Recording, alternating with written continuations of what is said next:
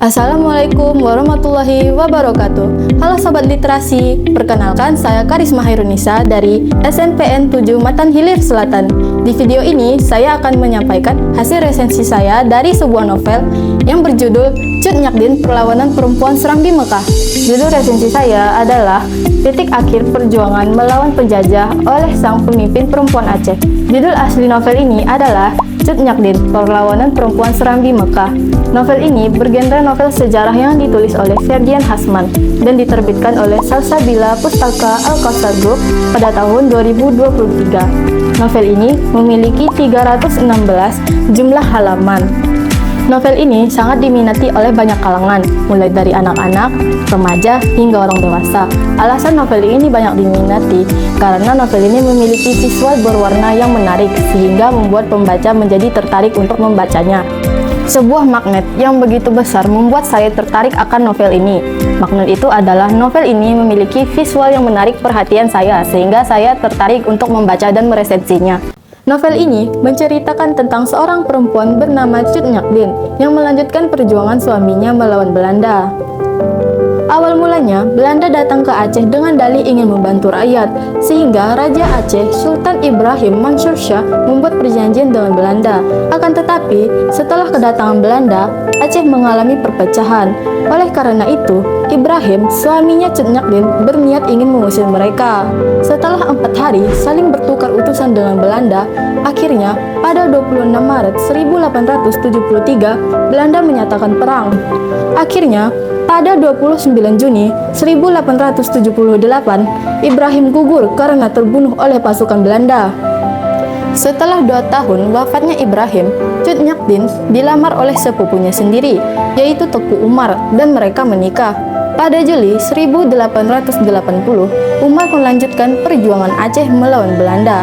Setelah beberapa tahun melawan Belanda, Umar menyerah kepada Belanda dan bergabung dengan pasukan mereka.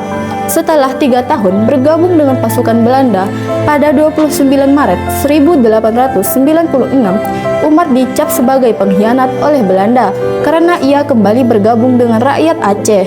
Pada 11 Februari 1899, Belanda berhasil menemukan Umar dan menyerangnya sehingga ia wafat. Setelah wafatnya Umar, para pasukan merasa sangat putus asa karena tidak adanya pemimpin. Akan tetapi, Cut Nyak tidak menyerah. Ia menjadi pemimpin dan mengobarkan kembali semangat rakyat Aceh. Akhirnya, pada 6 November 1905, Cut Nyak ditangkap oleh Belanda, lalu diasingkan ke desa di Sumedang dan wafat pada tahun 1908. Setelah wafatnya Cut Nyak pada 1908, para pejuang di Aceh melanjutkan perjuangan mereka, sehingga pada 7 Agustus 1945 mereka menyatakan kemerdekaannya. Menurut saya, novel ini memiliki alur yang sedikit rumit, karena di dalamnya terdapat beberapa cerita yang kembali ke masa lalu, sehingga pembaca harus membacanya dengan fokus agar dapat memahami isi cerita. Berdasarkan hasil pengamatan saya, novel ini memiliki beberapa kekurangan. Secara fisik, novel ini menggunakan kertas buram, sehingga membuat mata pembaca menjadi cepat lelah saat membacanya. Secara bahasa, terdapat beberapa bahasa daerah yang tidak diberi kejelasan arti di dalam cerita.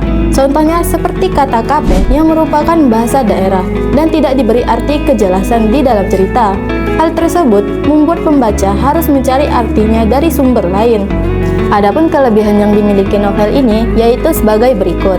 Pertama, terdapat banyak pewarnaan pada penggambaran visual, sehingga membuat pembaca menjadi tidak cepat bosan saat membacanya. Kedua, novel ini memiliki visual yang sangat deskriptif, sehingga membuat pembaca seolah-olah dapat melihat maupun merasakan sendiri suasana di dalam cerita. Secara keseluruhan, menurut saya novel ini sangat layak untuk dibaca, terutama bagi para kalangan pecinta sejarah. Novel ini memiliki cerita yang penuh drama dan aksi.